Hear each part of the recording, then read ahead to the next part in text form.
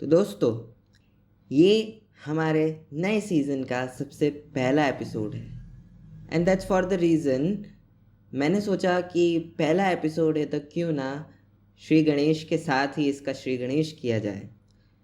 So this podcast has a lot of stories about Ganesh, उनकी कुछ name terms के बारे में, कुछ उनके सीक्रेट्स के बारे में, कुछ उनकी मेमोरीज़ के बारे में, जो हमारी और आपकी लाइफ में बहुत ज़्यादा इम्पॉर्टेंट जगह रखती हैं। एंड मोस्ट इम्पॉर्टेंटली, जो गणेश चतुर्थी का त्यौहार आज हम मना रहे हैं, उसका थोड़ा सा सिग्निफिकेंस हम इस पॉडकास्ट में समझेंगे। सो आई होप आपको ये पॉडकास्ट अच्छा लगे, ये एपिसोड अच्छा लगे। And if you like it and if you enjoy this episode, then share it with your friends and subscribe to this The Page Talks channel. And don't forget to follow it on Spotify and Ghana. So enjoy this episode and have fun.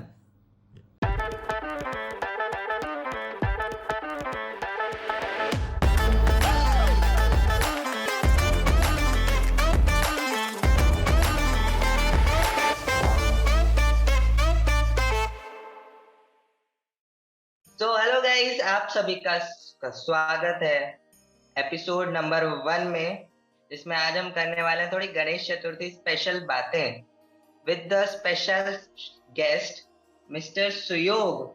आपका नाम क्या है, सुयोग है या सुयोग्य है?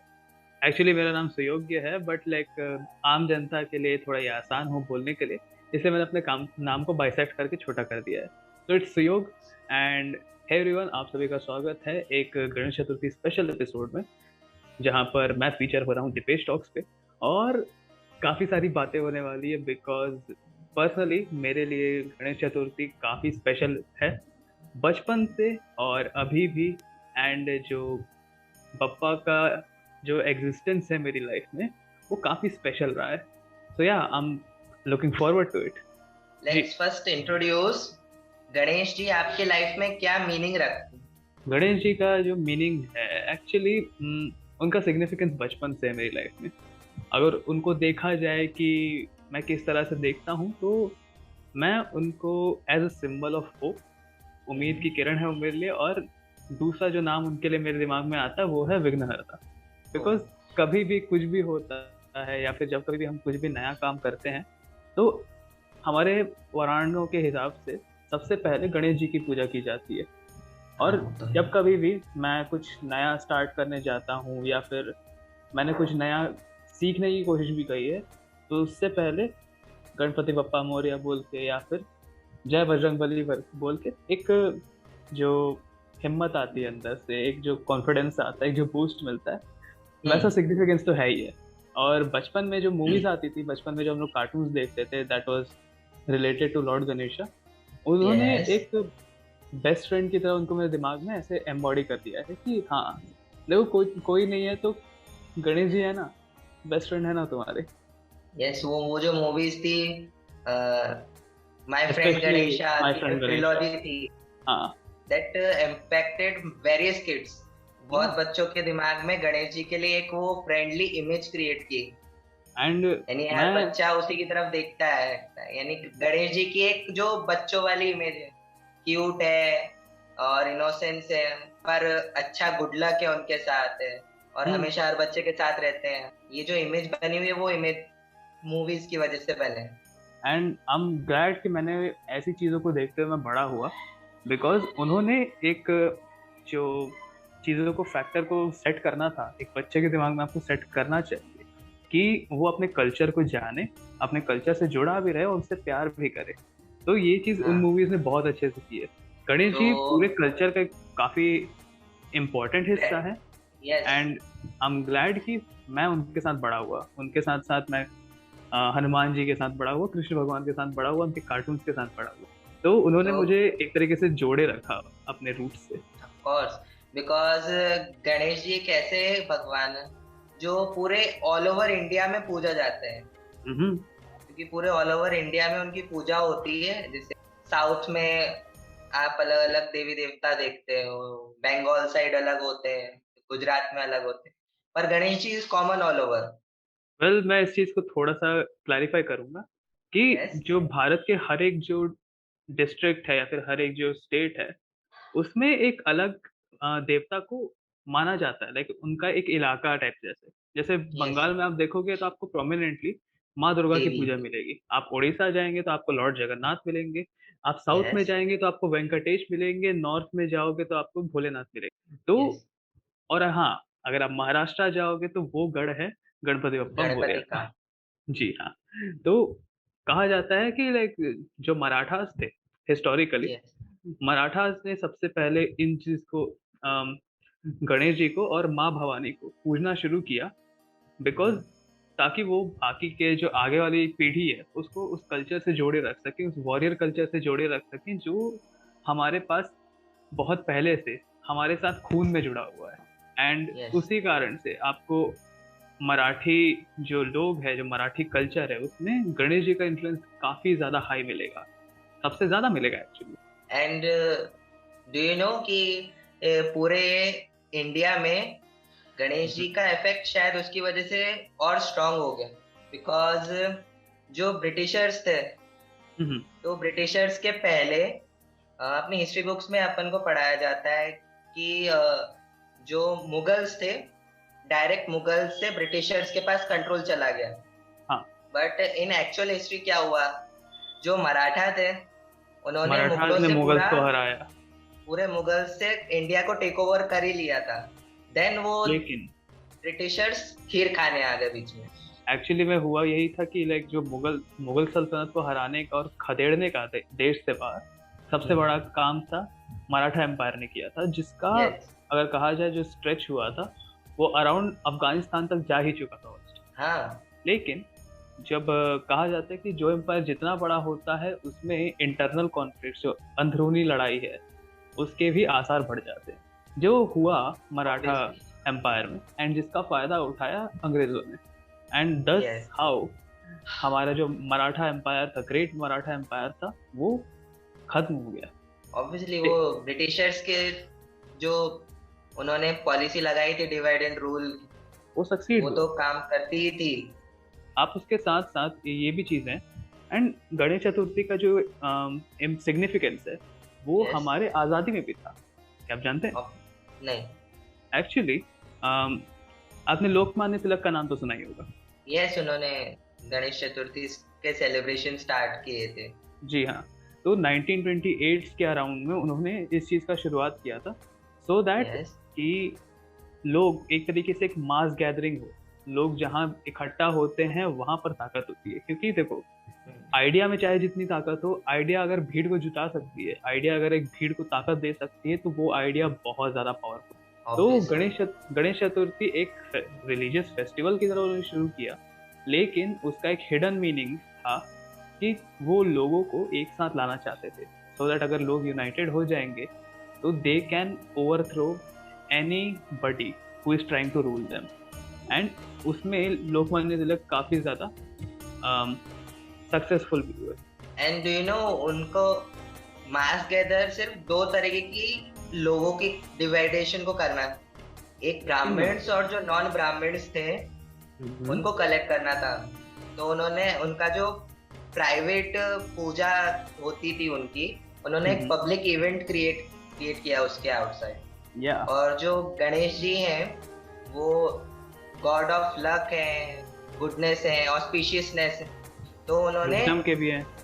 हाँ, तो उन्होंने इसलिए गणेश चतुर्थी को स्पेशली चूज किया ताकि ये एक अच्छे खासे इम्पैक्ट को क्रिएट कर सके। क्योंकि जितना नॉन वॉलेटाइल गॉड इम्पैक्ट होता है उतना ज्यादा मास कलेक्शन इजी होता है।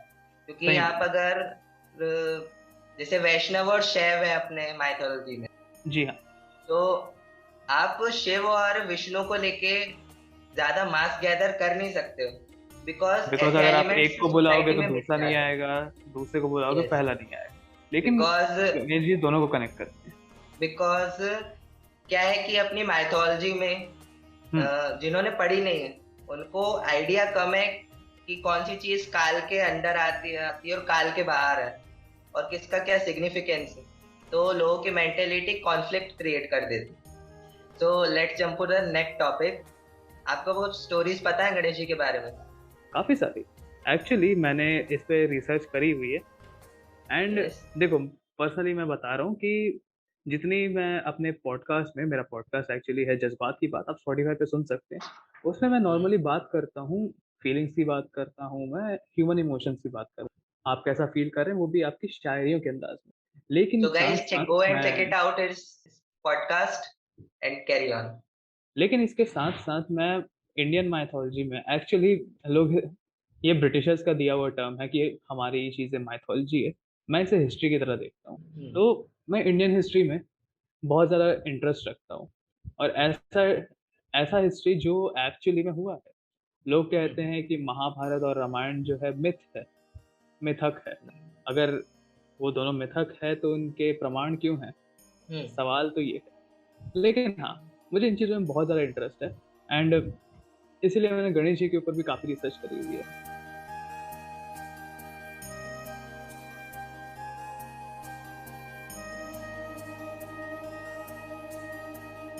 जैसे विष्णु जी के 10 अवतार थे, जो मेन 10 अवतार हम जानते हैं, उसी के साथ साथ गणेश भगवान ने भी अपने 8 फॉर्म, 8 रूप उजागर किए हैं। और कहा जाता है कि उन्होंने अपने जो 8 रूप लिए हैं वो एक्चुअली इंसान के जो 8 सेल्फ डिस्ट्रक्टिंग हैबिट्स हैं उनको खत्म करने के लिए लिए। एंड उसमें से जैसे आपने काफ़ी सारे नाम सुने होंगे, वक्रतुंड, एकदंत, महोदर, गजानन, लंबोदर, ये सारे जो नाम हैं ये सारे उनके फॉर्म। और इन्होंने ही अलग अलग जो हमारे सेल्फ डिस्ट्रक्टिव हैबिट्स हैं, जैसे कि लालच हो गया, ग्रीड, मोह, लोभ, क्रोध, काम और अहम, जो जिसमें आप ईगो की बात करते हैं, ये सारी चीज़ों को मिटाने के लिए इन सबको एक अलग अलग कहानी दी गई है, एक अलग अलग असुर से रिलेट किया गया है, और उस असुर को मिटाने के लिए गणेश जी ने ये अलग अलग फॉर्म दिए। तो सबसे जो मुझे काफ़ी अच्छा लगा, ये सारे जो फॉर्म्स हैं, इसमें से सबसे फेमस कहा जाता है लंबोदर फॉर्म है, one of the most famous form. Lambodar का सबसे सिंपल जो ट्रांसलेशन है, लंबोदर का मीनिंग होता है लंबा ओदर वाला। That is somebody who has a big belly, जिनका पेट बड़ा है। और एक्चुअली ये जो फॉर्म है इसे लिया गया था क्रोधासुर को हराने के लिए। क्रोधासुर एक ऐसा दानव था जो एक्चुअली शिव जी के गुस्से से उत्पन्न हुआ था, पैदा हुआ था। एंड उसको एंड शिव जी का एक्चुअली गुस्सा तब आया था जब ये एक्चुअली इवेंट हुआ था समुद्र मंथन का, जिस समय विष्णु जी ने मोहिनी रूप लिया था, और जिसको देखकर या जिसके कारणवश शिव जी को गुस्सा आया था, और उसके कारण ये दानव पैदा हुआ। अब क्रोध को हराने के लिए गणेश जी ने ये फॉर्म लिया, और क्रोधासुर का जो सारा क्रोध था उसको अपने अंदर समा लिया, अपने अंदर एब्जॉर्ब कर लिया अपने बड़े पेट में, एंड जिसके कारण क्रोधासुर बहुत ज़्यादा वीक हो गया एंड ही सरेंडर्ड। तो लंबोदर एक्चुअली हमें क्रोध से या फिर जो गुस्सा है उससे छुटकारा दिलाता है। तो जब मैंने ये सब पढ़ा, लाइक ओके, ये काफ़ी ज़्यादा इंटरेस्टिंग है। जैसे एक और है कि विघ्नहर्ता कहा जाता है, द रिमूवर ऑफ ऑब्स्टेकल्स। तो उन्होंने, हाँ जी, उनको विघ्न कर्ता भी बोलते। विघ्न कर्ता भी बोला जाता है, विघ्न हर्ता भी बोला जाता है, बट विघ्न कर्ता क्यों बोला जाता है, कोई idea? Yes, so what happens कि देयर आर फ्यूअर स्टोरीज। तो मैं स्टोरीज पे नहीं जा रहा, मैं आपको सीधे डायरेक्ट बताऊंगा कि व्हाट हैपेंस कि जब ह्यूमंस की लाइफ बहुत स्मूथ चलने लगती है, तो थोड़ा थोड़ा उनके अंदर जो अहंकार आने लगता है, थोड़े विकार आने लगते, तो उनको टेस्ट करने के लिए वो लोग उनको टेस्ट करने के लिए गणेश जी उनकी लाइफ में विघ्न डालते हैं, बाधाएं डालते हैं, दैट अगर आप इनको क्रॉस कर लो हो जाए। यस, और अगर आप हम्बल नहीं होते हैं, आप वो लर्निंग नहीं लेते, तो आप वहीं अटके रहते हैं। जस्ट लाइक जैसे हम शनिदेव के बारे में पढ़ते हैं, तो शनिदेव का भी यही काम है, वो सजा नहीं देते हैं बट आपको टेस्ट देते हैं, आप क्रॉस करते जाओ, आप सीखते जाओगे, लाइफ में ग्रो करते जाओ। दैट्स द मीनिंग ऑफ विघ्न कर्ता। और उनसे प्रे करोगे तो वो आपको लर्निंग ज्यादा इजीली दे देते हैं। ये काफी सही इन्फॉर्मेशन। मेरे लिए भी। लाइक एक और फॉर्म है जिसे मैं काफी आप सबके बीच में ये नाम काफी फेमस है, एक दंत। हाँ मतलब एक दांत वाला। अब आप सब ने देखा होगा कि गणेश जी का जो एक दांत है वो हमेशा टूटा होता है। तो उससे रिलेटेड भी अराउंड 3 स्टोरीज हैं जो एक्चुअली मुझे काफी अच्छी लगी थी। तो कहा जाता है कि एक्चुअली एक बार की बात है जब शिव जी ध्यान कर रहे थे कैलाश माउंटेन पे, और शिव जी के दर्शन करने आए थे परशुराम जी, जो विष्णु जी के 5वें अवतार हैं। तो विष्णु जी के 5वें अवतार है। कहा भी जाता है कि परशुराम जी एक्चुअली बहुत ज्यादा गुस्से वाले हैं, सबसे डिस्ट्रक्टिव एवेटार्स में से एक माने जाते हैं। तो वे जब आए तो भगवान गणेश ने उन्हें रोक दिया, बोला कि आप पिताजी से नहीं मिल सकते अभी, पिताजी अभी ध्यान कर रहे हैं अभी। सो जिसके रिप्लाई में ऑफ कोर्स हमारे जो परशुराम जी वो थोड़े गुस्से वाले हैं, तो उनको गुस्सा भी आ गया। उन्होंने बार बार मना करने के बाद भी जब वो नहीं माने, तो उसके बाद परशुराम जी ने सीधा युद्ध का ऐलान कर दिया गणेश जी के अगेंस्ट।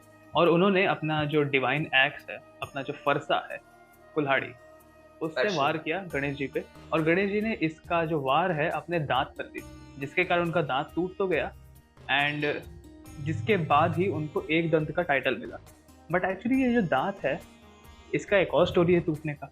एक और स्टोरी ये है महाभारत काल के बाद की, जब वेद व्यास जी ने डिसाइड किया कि वो महाभारत को एक तरीके से 18 के 18 जो ग्रंथ हैं उसको लिखेंगे, मगर वो खुद नहीं लिख सकते क्योंकि उनके दिमाग में ये सारी चीजें थी। वो चाहते थे कि वो रिसाइट करें और कोई लिखे। तब उन्होंने गणेश जी को समन किया, आवाहन किया उनको। एंड जब गणेश जी आए तो उन्होंने बोला कि देखो, मैं बोलते जाऊंगा और तुम्हें रुकना नहीं है। तो जिसके कारण गणेश जी ने बोला कि ठीक है, ऐसा ही होगा। तो उन्होंने सोचा कि अब लिखा तो लिखा किससे जाए और लगातार कैसे लिखा जाए। तो गणेश जी ने अपना खुद का दांत तोड़ दिया, जिसके कारण ही उन्होंने एक दंत का टाइटल भी हासिल किया, प्लस साथ साथ उन्होंने अपने दांत से ही पहली जो ओरिजिनल महाभारत की कथा थी उसको लिखा।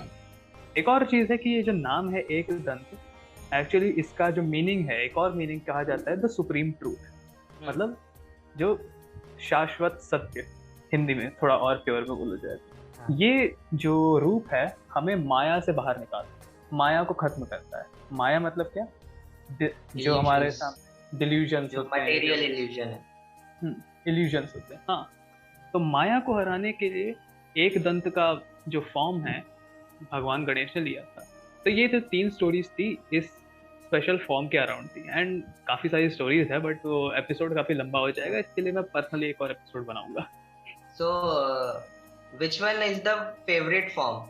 आपको सबसे ज्यादा कौन सा फॉर्म पसंद है? मेरे लिए थे, मैं कहूँगा गजानन।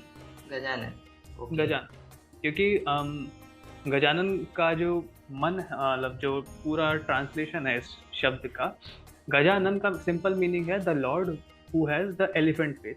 सिंपल मीनिंग है कि जिस भगवान के सर पे हाथी का सर लगा हो, वो गजानन है। और गजानन के साथ साथ उनका एक जो टाइटल है गणपति, गणपति का जो एक बोलचाल वाली भाषा में मीनिंग होता है वो है कि गणों के पति हैं, विच मीन्स कि वो गण मीन्स लोग होते हैं और लोगों के लीडर हैं, वो स्वामी हैं। इसी वजह से उनको जो महाराष्ट्र रीजन है वहाँ पर बहुत ज़्यादा हैवीली पूजा जाता है, because people look up to him for that. तो ये चीजें थी।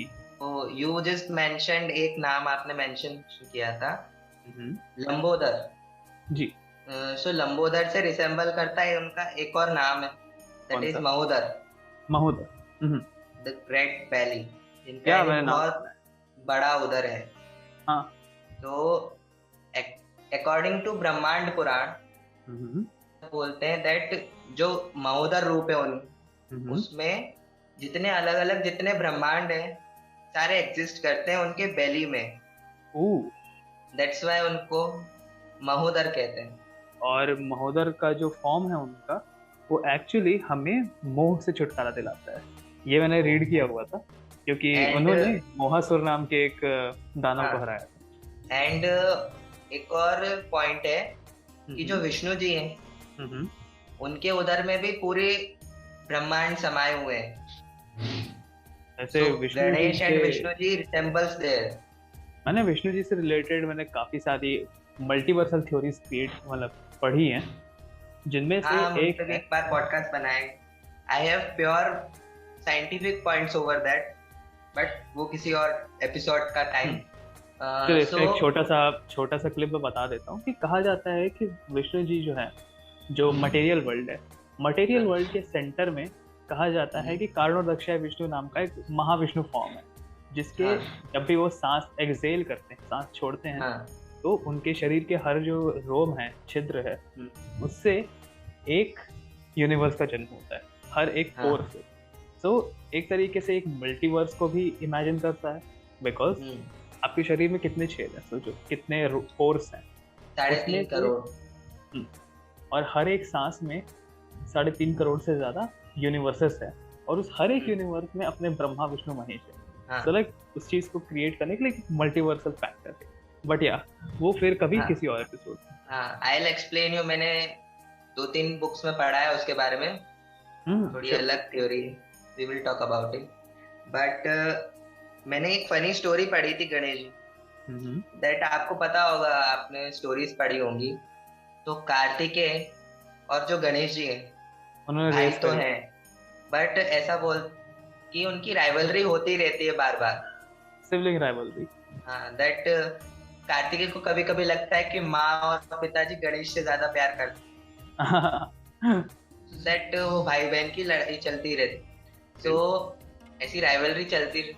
सो व्हाट हैपेंस कि कार्तिकेय उसकी वजह से दक्षिण चले जाते साउथ इंडिया में. Okay. That's why south India में मुरुगन ज्यादा स्ट्रांगली पूजे जाते हैं कंपेयर टू गणेश, है ना? यस.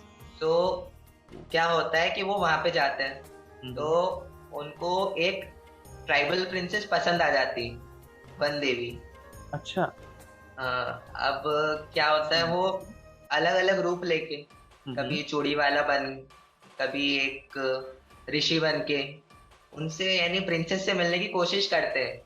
बट जो उनके भाई है प्रिंसेस के, वो बार बार बीच में डिस्टर्ब कर देते हैं क्योंकि वो थोड़े पॉजिटिव से है.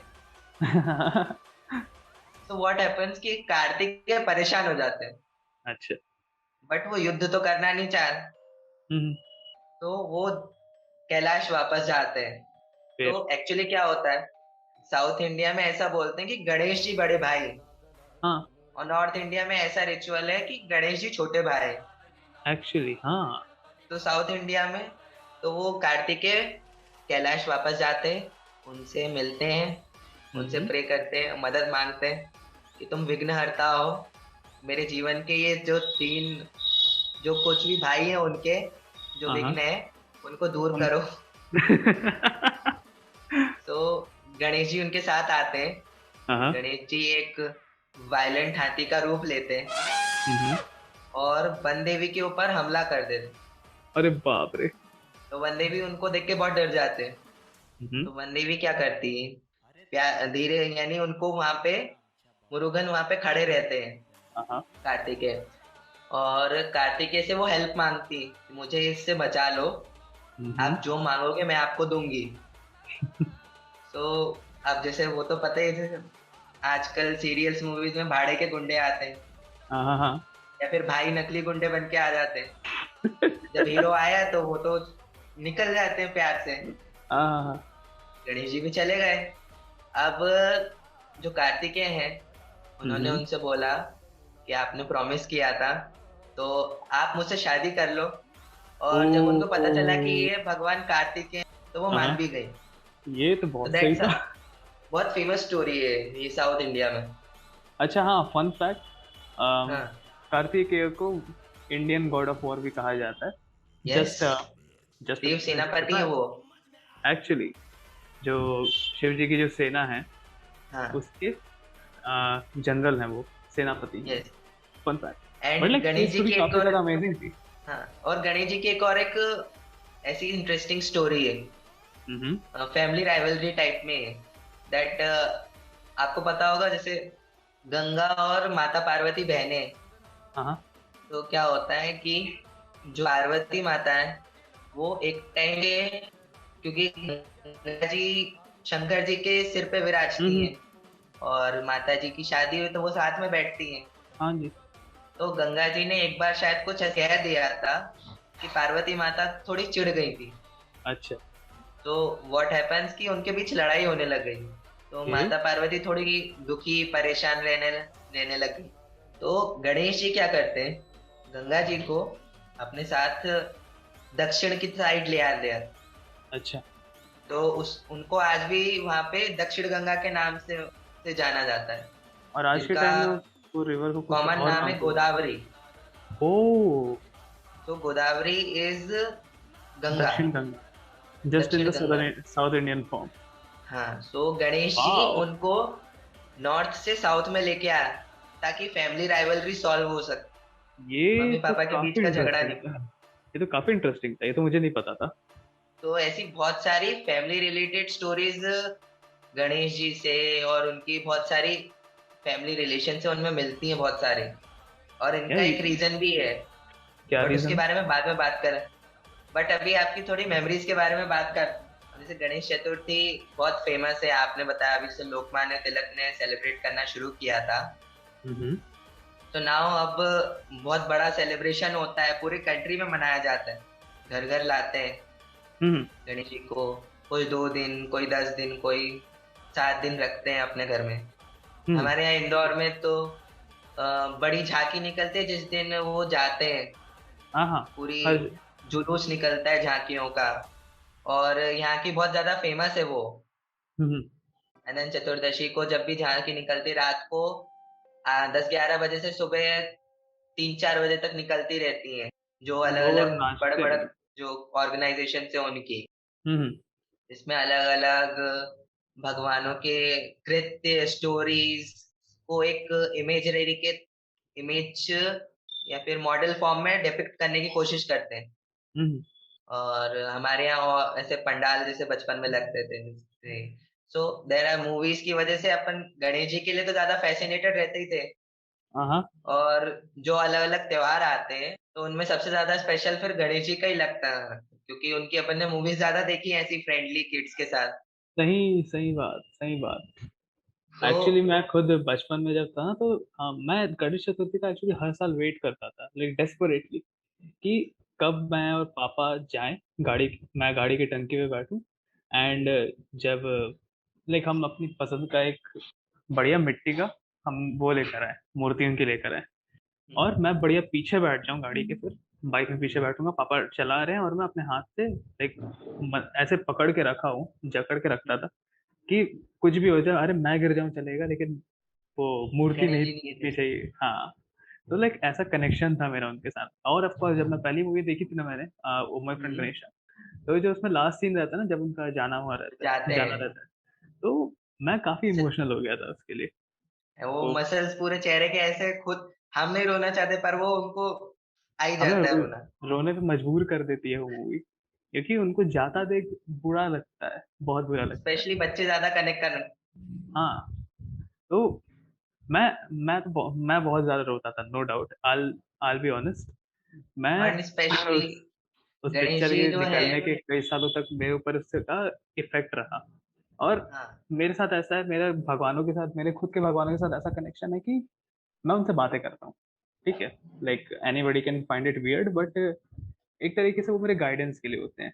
तो मैं उनसे बातें करता हूँ तो मुझे अच्छा लगता है, और ऐसा लगता है कि जब वो है ना, आसपास है या मूर्ति में है, विराजमान है, तो बात कर सकते हैं, वो मेरी इमेजिनेशन में भी बात कर रहे हैं, लेकिन वो सही रास्ता दिखा रहे हैं, इतना मुझे पता है। तो एंड डू यू नो काफी एक इमोशनल अटैचमेंट है मेरा उनसे। एंड डू यू नो करते सब है, बताता कोई नहीं है। हाँ, मैं खुले में एडमिट करता हूँ, क्योंकि इसमें शर्म नहीं है, ये मेरा कल्चर भी हाँ, है और मेरा प्यार है उनके लिए, और एंड प्यार गणेश जी दिखाने का से एक कतराना और, नहीं चाहिए। गणेश जी इसलिए ज्यादा फेवरेट भी है क्योंकि वो ऐसे भगवान है, जब वो 11 दिन बैठते हैं हम्म। तो आपको हर दिन मिठाई खाने को मिलती है। और एक परिवार का हिस्सा बन जाते हैं, वो बड़े स्वीट से मेहमान है वो हमारे। यानी उन एक ऐसा त्योहार है जहाँ पे व्रत नहीं रखा जाता, हम्म। आप दिन भर खाओ, भोजन किया जाता है, भोग उनको लगे भी जाते खिलाओ, हैं। खुद भी खाओ। हाँ हाँ हाँ हाँ। भूख एंड वो लगा दी जो ब्रो। पंडालों में लड्डू बटते हैं हम्म। उनकी वो तो कुछ खुशबू। ज्यादा ही टेस्टी होते हैं। उनकी और जो खुशबू अलग रहती है। और जो वो आरती होती है ना, वो लाइक हम्म। उसका जो लेवल होता है, एक जो उसकी प्योरिटी होती है, वो आपको वाइब्रेंस अपनी वाइब। तरफ वो आपको अपनी तरफ खींच लेती है। लाइक आप हाँ ना चाहते चाहते या ना चाहते हुए भी आप रुक के एक बार देखते हो। और जो एक बार रुक कर देखते हो तो थोड़ी देर बाद ही निकलते हो, कम से कम 2-3 मिनट बाद आप निकलते हो। हाँ, जब तक कोई पीछे से गाड़ी से हॉर्न ना मारे कि भाई आगे बढ़ करके। हाँ। And do you know spiritual और योगिक साइंस में हम्म। गणेश जी जो अपने सप्त जो 7 मेन चक्रास हैं, हम्म। जो सबसे लोअर चक्रा है, स्टेबल जो सबसे रूट हाँ वाला, हाँ। मूल धारा, वो उनके डाइटी है। जो उसके देव हैं वो हम्म। गणेश जी हैं। एंड मूल ओ, धारा आपकी लाइफ में, आपकी बॉडी में बैलेंस को डिफाइन करता है, बेस को, ये बैलेंस काफी को। इंटरेस्टिंग। मैं यानी क्योंकि आपकी बॉडी के 7 चक्रास के बारे में बहुत कम जानता हूँ, मेरी नॉलेज बहुत मिनिमल है उसके बारे में। तो वी बट मैं विल टॉक धीरे अबाउट बट इट। बट मैं धीरे धीरे इसे एक्सप्लोर करते जा रहा हूँ। सो जो सबसे नीचे वाला चक्रा रहता है, हम्म। फर्स्ट मूल धारा, उसको इंग्लिश में सैक्रल प्लेक्सस बोलते हैं। ओ। वो एनर्जी आपकी लाइफ में, आपकी बॉडी में एनर्जीज के बीच बैलेंस को स्टोर करती है।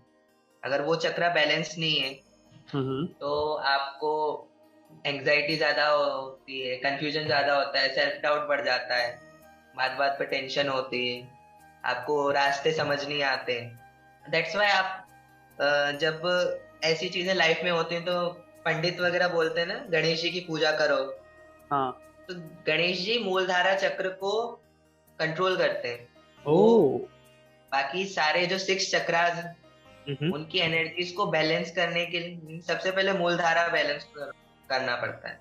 ये काफी इंटरेस्टिंग था ये वाला, इसने ना मेरे को इंटरेस्ट ऑलरेडी मेरा जगा दिया है कि मैं इस चीज के बारे में बहुत जानूं। चक्रास मैं बहुत फैसिनेटिंग टॉपिक है। मैं जरूर इसके बारे में स्टडी करूंगा, एंड आई मेक श्योर कि मैं इसके ऊपर एक सेपरेट एपिसोड अलग से बनाऊं। यू कैन टॉक क्योंकि टू मी अब टू, मैंने बहुत पढ़ या रखा है श्योर इसके बारे में। Sure sure sure, I would love to. And मुझे लाइक इस कॉन्वर्सेशन में इतना मजा आया ना कि मेरे को पता ही नहीं चला कि टाइम कितना निकल गया। एंड एनी, अब जैसे एपिसोड का लास्ट टाइम आ चुका, हम्म। So any message Ganesh ji को, गणेश जी से रिलेटेड नई जनरेशन के लिए? जो आगे लोग हैं, जो आगे लोग सुनने अभी ये सुन रहे हैं, या आगे लोग जो ये सेलिब्रेट करेंगे, तो इसे जस्ट एक सेलिब्रेशन की तरह ना माने। उनका आना एक सेलिब्रेशन खुद है, और वो आपके मेहमान की तरह है आपके घर पे। तो जिस तरीके से आप एक प्यार भरे एक मेहमान से, जिससे आपको खुशी मिलती है, एक ऐसे मेहमान की तरह उन्हें भी ट्रीट करें। प्लस आप इसका एक सिग्निफिकेंस भी समझिए, क्योंकि हमारा जो देश है बहुत कलरफुल है, और उसके जो त्योहार है, उसके त्योहार का सिग्निफिकेंस है। हमारे त्योहार सिर्फ इस वजह से नहीं है कि वो धार्मिक है, उनका हमारी लाइफ में भी असर है। प्लस हाँ, जो हम मॉडर्नाइजेशन की तरफ भाग रहे हैं, आप मॉडर्नाइजेशन की तरफ जाइए, लेकिन अपनी जड़ों को ना भूलें।